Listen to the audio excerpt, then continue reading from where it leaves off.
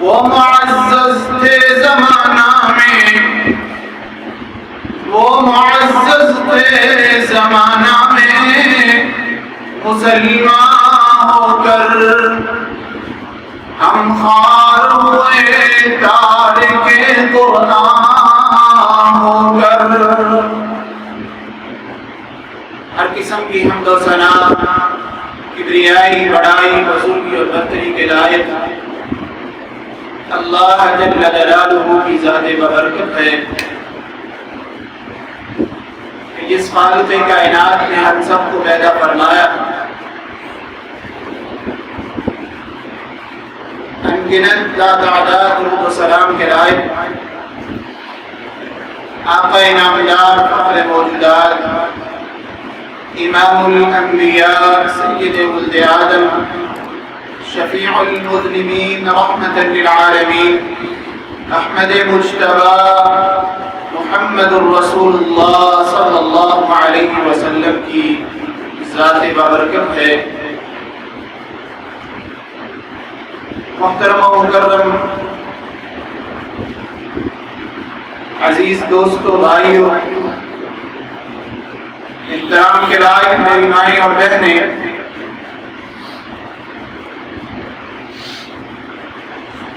اللہ رب العالمین نے زمین و آسمان کا نظام بنایا، اس کے اندر قسم قسم کی مخلوقات کو پیدا فرمایا، اور پھر زمین کے اوپر حضرت انسان کو تخلیق فرما کر اس کی تخلیق کا مقصد بھی انسانوں کو سمجھایا۔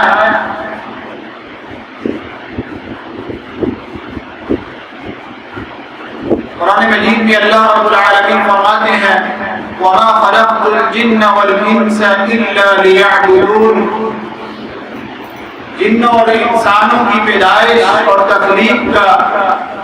واحد مقصد وہ اللہ کی بندگی ہے کہ جب تک ان کے جسم میں جان رہے، ان کے جسم میں روح رہے، وہ اللہ کی بندگی میں اپنے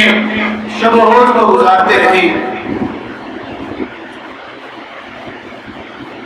اور اسی مقصد کو یاد کروانے کے لیے، یاد دہانی کے لیے اللہ رب العالمین نے اس دنیا میں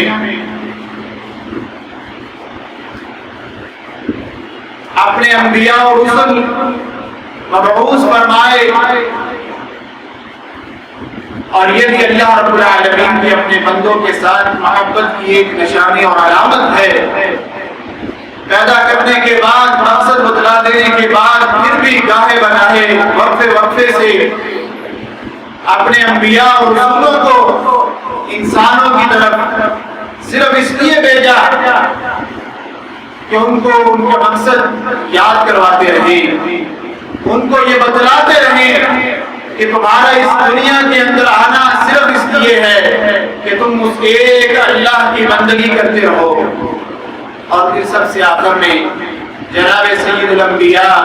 جناب محمد رسول اللہ صلی اللہ علیہ وسلم کو اللہ رب العالمین نے خاتم النبیین بنا کر دنیا کائنات کے اندر مبعوث فرمایا، اور انہیں معجزے کے طور پہ ایک نسخہ کیمیا، زندگی کا مکمل ضابطہ حیات قرآن مجید عطا فرمایا، تاکہ قیامت تک آنے والے مسلمان، قیامت تک آنے والے لوگ، انسان اس کتاب کے ذریعے رشد و ہدایت پاتے رہیں، اپنے مقصد کو یاد کرتے رہیں، دنیا کے اندر اللہ کی بندگی کے طریقوں کو اپنے سامنے رکھیں، کس طرح اللہ کی بندگی کرنی ہے، اپنے شب و روز کس طرح اللہ کی بندگی میں گزارنے ہیں۔ یہ وہ قرآن مجید ہے، وہ فرقان حمید ہے کہ جس کے بارے میں جس کی اہمیت، جس کی فضیلت اور جس کے معجزہ ہونے میں اللہ رب العالمین نے اپنا یہ کلام نازل فرما دیا. قل لئن اجتمعت الانس والجن على ان يأتوا بمثل هذا القرآن. پیغمبر صلی اللہ علیہ وسلم نے اعلان کر دیجیے عربی دانوں کے اندر، دنیا کائنات کے اندر جتنے بڑے اپنے آپ کو سائنسدان اور فلسفہ نگار کہنے والے، اگر سب کے سب جمع ہو جائیں اپنے ساتھ اپنے مددگاروں کو بھی شامل کر لیں، انسانوں میں سے بھی، جنوں میں سے بھی، اور وہ جمع ہو کے یہ چاہیں کہ اس قرآن جیسا کوئی کلام لے آئیں، اللہ فرماتے ہیں لا یأتون بمثلہ ولو کان بعضهم لبعض ظہیرا. وہ سب جمع ہو کر ایک ساتھ مل کر بھی اس جیسا کلام نہیں لے کے آ سکتے. اور قرآن مجید کے اندر اللہ رب العالمین نے کفار مکہ کو، جو اپنے آپ کو عرب کے سب سے بڑے عظیم سمجھتے تھے، عرب کے اندر عرب زبان میں ان کا کوئی ثانی نہیں تھا، اللہ رب العالمین نے کئی مقامات پر ان کو چیلنج دیا. اور وہ چیلنج آج بھی دنیا کفر کے لیے برقرار ہے کہ اگر تمہارے اندر اس قدر صلاحیت و استعداد ہے تو پھر اس قرآن جیسا نہیں لے کے آ سکتے، اس جیسی کوئی 10 صورتیں لے آؤ. 10 صورتیں نہیں لا سکتے، ایک صورت ہی لے آؤ، ایک صورت دور کی بات، ایک آیت ہی لے آؤ. اور آخر میں اللہ رب العالمین نے اس چیلنج کا فیصلہ بھی فرما دیا فَإِن لَمْ تَفْعَلُوا وَلَن تَفْعَلُوا. اگر اب تم یہ نہیں لے کے آئے تو کل قیامت تک تم اس چیلنج کو پورا نہیں کر پاؤ گے. یہ قرآن مجید کی حقانیت ہے. آج جب دنیا کفر اس چیلنج کو پورا کرنے میں ناکام ہے، دلیل کے ساتھ بات کرنے میں ناکام ہے، تو پھر دوسرے طریقوں پہ اتر آتے ہیں. اور یہ ہمارے معاشرے کے اندر، ہمارے ارد گرد کی یہ بات موجود ہے. جب ہمارا کسی کے ساتھ کوئی اختلاف ہوتا ہے، جب ہم دیکھتے ہیں کہ بات ہمارے حق میں نہیں آ رہی دلیل کے مطابق، تو ہم پھر اس بات کو اپنے ہاتھ میں کرنے کے لیے کچھ دوسرے طریقے اپناتے ہیں. کچھ لوگ گالی گلوچ پہ اتراتے ہیں، کچھ لوگ ذاتیات پہ چلے جاتے ہیں. وجہ یہ ہوتی ہے کہ ان کے پاس دلیل ختم ہو چکی ہے. یہی طریقہ کار دنیا کفر کا ہے کہ جب انہیں اس مقدس کتاب قرآن مجید کی حقانیت کے بارے میں وہ پڑھتے ہیں، مطالعہ کرتے ہیں، انہیں اس کا جواب نہیں ملتا تو وہ پھر دوسرے طریقوں پہ اتر آتے ہیں. آئے روز کبھی قرآن مجید کی گستاخی کرتے ہیں، کبھی اس کو جلاتے ہیں، کبھی مسلمانوں کے سامنے اس کو پھاڑتے ہیں، اور چھ ہاتھ کنڈوں پہ اتر آتے ہیں. وجہ کہ ان کے پاس قرآنی تعلیمات کا کوئی جواب نہیں. وجہ یہ ہے کہ دنیا کفر کے اندر، مغربی ممالک کے اندر، یورپ کے اندر سب سے زیادہ مقبول ترین دین وہ دین اسلام بن چکا ہے. اور اس کی سب سے پہلی وجہ وہ یہ قرآن مجید ہے. سب سے زیادہ انہوں نے خود سروے کیا، ان کی NGOs نے خود سروے کیا کہ سب سے زیادہ ترجمے کے ساتھ چھپنے والی کتاب اور پھر تقسیم ہونے والی کتاب اور لوگوں کے اندر پڑھے جانے والی کتاب کو قرآن مجید ہے. اور اس کے ذریعے ان کے لوگ مسلمان ہو رہے ہیں، دائرہ اسلام کے اندر داخل ہو رہے ہیں. اب ان کے بڑوں نے سر جوڑا کہ اس کا کوئی حل تلاش کیا جائے۔ جب انہیں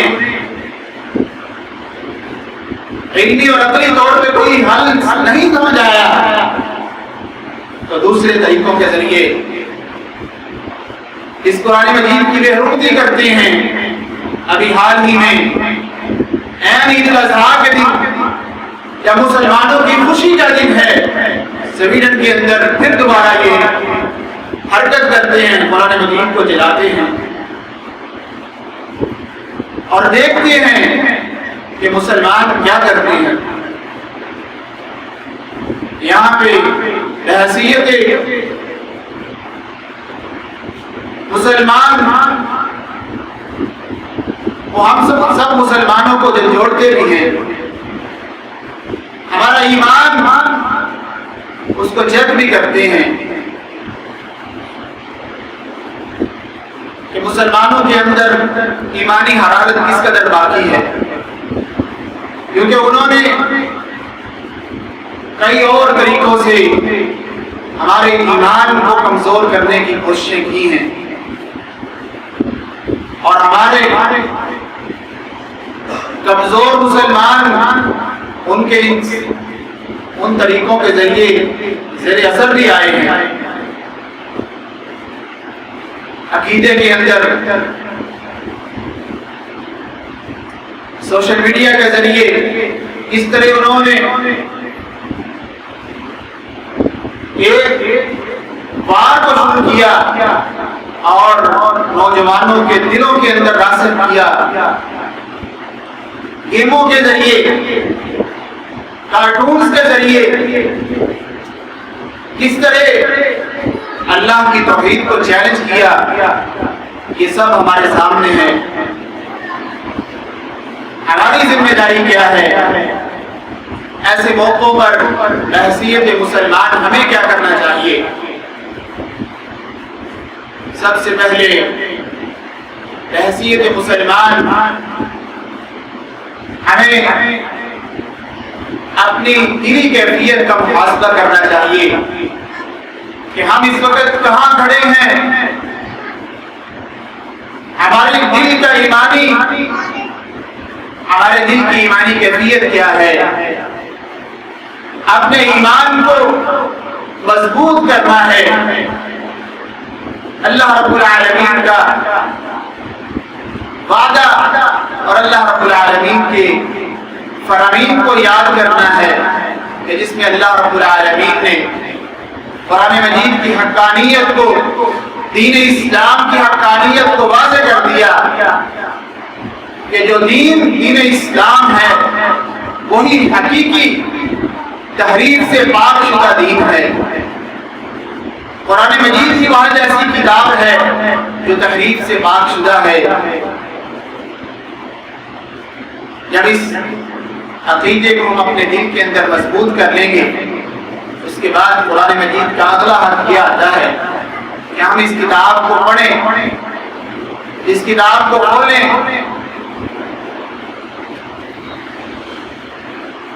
جس زبان میں ہے اس زبان کے ساتھ پڑھیں، پھر اس کے بعد اس کے معانی، اس کے مفہوم، اس کے ترجمے کو دیکھیں کہ اللہ رب العالمین ہمیں کیا پیغام دے رہا ہے۔ یہ کتاب اللہ نے ہمارے لیے ہمیں زندگی گزارنے کے لیے عطا فرمائی، لیکن آج ہم نے اسے صرف تبرک کے لیے چند مواقع پہ اس سے تبرک حاصل کرنے کے لیے اس کو رکھ لیا۔ ہمیں چاہیے کہ ہم اس قرآن مجید کو ترجمے کے ساتھ اس کے مفاہیم کو سمجھیں۔ یہ ایسی زندہ جاوید کتاب ہے، آج بھی کوئی شخص اس کتاب کو ترجمے کے ساتھ پڑھے گا، یقیناً وہ محسوس کرے گا کہ یہ کوئی 1400 سال پہلے نازل ہوئی کتاب نہیں، بلکہ اس کے اپنے حالات کے مطابق نازل ہوئی کتاب ہے، کیونکہ یہ اللہ کا وعدہ ہے کہ یہ صرف نبی کریم صلی اللہ علیہ وسلم کے زمانے میں موجود لوگوں کے لیے نہیں،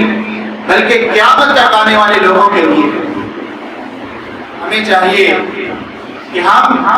روزانہ کی بنیاد پر چاہے ایک آیت ہی کیوں نہ ہو، صرف ایک آیت،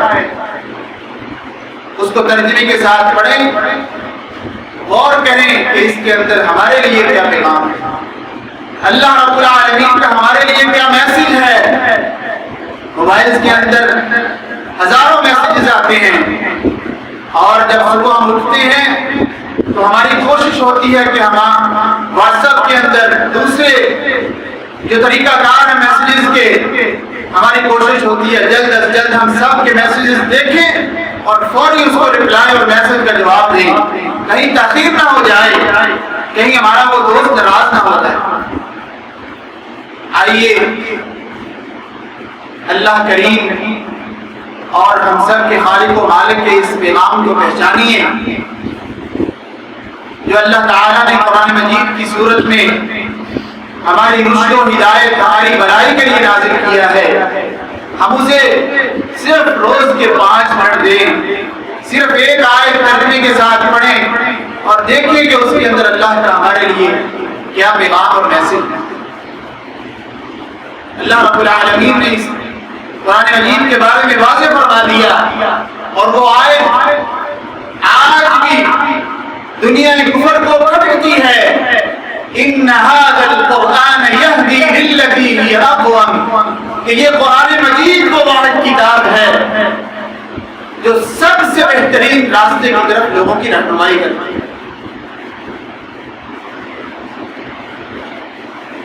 اس لیے قرآن مجید کے ساتھ اپنے تعلق کو مضبوط کریں، اس کے ساتھ اپنے فہم کو بڑھائیے، اس میں سے اللہ کے پیغام کو ڈھونڈیے، پھر اس کے مطابق اللہ کی بندگی کیجیے، خود عمل کریں اور اس کے بعد اس پیغام کو دوسروں تک پہنچائیے۔ یہ بھی قرآن کا ہم پر حق ہے۔ اسی طرح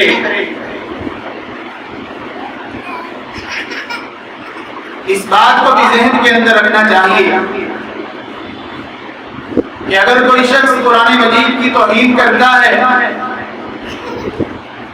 قرآن مجید کو کسی بھی طریقے سے اس کی شان کے اندر گستاخی کرتا ہے، اس کو بھی اور اس قرآن مجید کے ماننے والوں کو بھی قرآن مجید کا یہ فرمان جس میں اللہ رب العالمین نے فرمایا وہ ذہن کے اندر رکھنا چاہیے۔ لا یأتیہ الباطل من بین یدیہ ولا من خلفہ تنزیل من حکیم حمید، کہ یہ وہ کتاب مبین ہے کہ جس کے بارے میں اللہ رب العالمین کا فیصلہ عدل ہے کہ کوئی بھی باطل نہ اسے سامنے سے نقصان پہنچا سکے گا، نہ اس کتاب کو پیچھے سے نقصان پہنچا سکے گا، نہ علمی طریقے سے اس کا کوئی جواب دے سکے گا، نہ اوچھے ہتھ کنڈوں کے ذریعے اس کا کوئی جواب دے سکے گا، نہ کوئی اسے جلا کر اس کی عظمت کے اندر کمی لا سکتا ہے،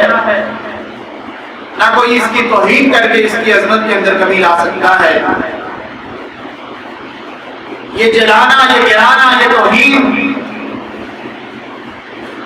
یہ ہم مسلمانوں کا امتحان ہے، یہ ہم مسلمانوں کے لیے لمحہ فکریہ ہے کہ ہمارا قرآن مجید کے ساتھ تعلق کیا ہے۔ اور میں تو یہ کہتا ہوں کہ یہ ایسے واقعات اس دنیا کے اندر ہم مسلمانوں کو جھنجھوڑنے کے لیے کافی ہو جائیں تاکہ ہم قیامت کے دن قرآن مجید کی اس صدا سے اللہ کے سامنے شرمندہ ہونے سے بچ جائیں کہ جب کل قیامت کے دن جب اللہ کے رسول صلی اللہ علیہ وسلم اللہ کے سامنے کہیں گے وقال الرسول یا ربی ان قوم اتخذوا هذا القرآن مہجورا، اے اللہ میری اس قوم نے اس قرآن مجید کو دنیا کے اندر چھوڑ دیا، دنیا میں اپنے تعلق کو اس قرآن مجید سے توڑ لیا تھا، اس قرآن مجید کو ترک کر دیا تھا، اس کے اوپر کپڑے چڑھا کر اوپر مقامات پہ رکھ دیا تھا۔ یہ چھوٹے چھوٹے واقعات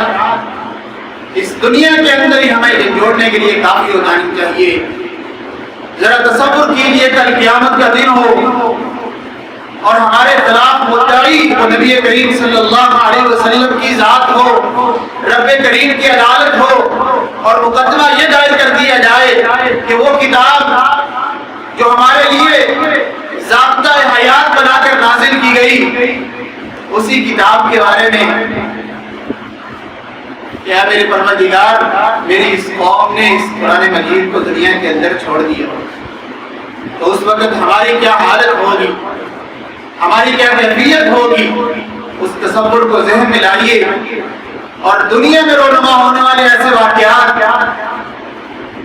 جو قرآن مجید کی گستاخی کے حوالے سے ہوتے ہیں، ان سے اپنے آپ کو جوڑیے۔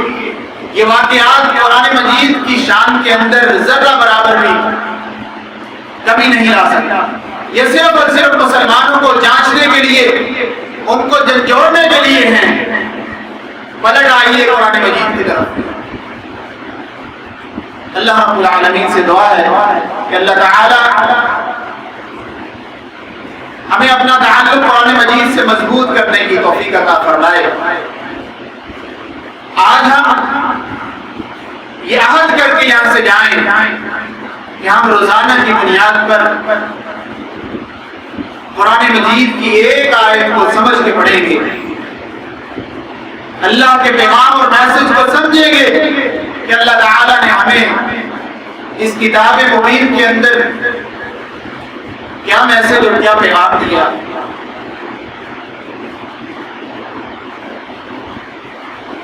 اصل کے اندر آج کے مسلمان کے دماغ اور دل کے اندر یہ بات ڈال دی گئی کہ عبادت صرف نماز، روزہ، حج، زکوٰۃ کا نام ہے۔ جب بھی وہ آیت جو انسان کی تخلیق کا مقصد ہے وہ انسان کے سامنے، مسلمانوں کے سامنے پڑھی جاتی ہے، وَمَا خَلَقْتُ الْجِنَّ وَالْإِنسَ إِلَّا لِيَعْبُدُونِ، کہ جن و انس ان کی پیدائش کا مقصد اللہ کی عبادت ہے، تو ایک مسلمان سادہ مزاج کو سمجھتا ہے کہ اگر پیدا کرنے کا مقصد صرف عبادت ہے تو میرا پیٹ کیسے پلے گا، میں کھانا کیسے کھاؤں گا۔ ارے اللہ کے بندو، عبادت کا مقصد ہرگز یہ نہیں کہ اپنے آپ کو چلوں کے اندر لگا لو، مسجدوں کے اندر محصور کر لو۔ عبادت کا مطلب، عبادت عربی زبان کا لفظ ہے جس کا اگر ہم اردو کے اندر ترجمہ کریں تو یہ بندگی ہے، اور بندگی صرف